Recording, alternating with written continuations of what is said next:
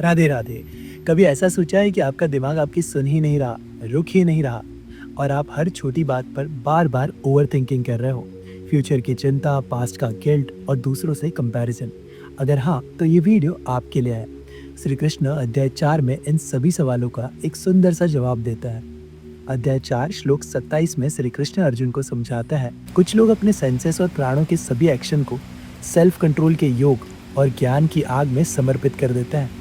Lesson यानी कि यहाँ समझने वाली बात यह है कि ओवर थिंकिंग तभी होती है जब हम हर थॉट पर रिएक्ट करते हैं। श्री कृष्ण कहते हैं, जो व्यक्ति अपने विचारों को ऑब्जर्व करता है पर रिएक्ट नहीं करता, वही सच में योगी व्यक्ति है। चलो इसे एक एग्जाम्पल से समझते हैं। जब तुम अकेले होते हो तो अचानक से दिमाग में 10 चीज़ें आने लगती है। उसने ऐसा क्यों बोला, अगर मैं फेल हो गया तो, सब मुझसे आगे निकल गए तो मेरा क्या होगा। तुम अभी कुछ कर नहीं रहे हो और फिर भी विचारों में खो गए हो और टेंशन ले रहे हो।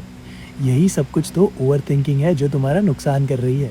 सो ऐसे में श्री कृष्ण कहता है, हर विचार को पकड़ो मत, उससे चिपको मत, उसे केवल ऑब्जर्व करो, उसे ऑब्जर्वनेस की अग्नि में जला दो। यही है इटर्नल योग।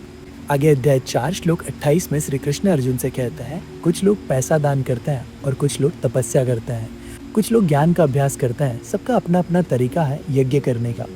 लेसन यानी कि यहाँ सीखने वाली बात यह है कि सबका अपना तरीका होता है, लेकिन सबसे बड़ा यज्ञ है अपना चंचल मन, उसे कंट्रोल करना, उसे शांत करना।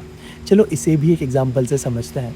एक इंसान सिर्फ 10 मिनट डेली शांत बैठता है, बिना किसी फ़ोन के, बिना स्क्रोलिंग के, बिना डिस्ट्रैक्शन के, और बस अपने थॉट्स को ऑब्जर्व करता है और धीरे धीरे अपनी ओवर थिंकिंग से बाहर निकलना सीख जाता है।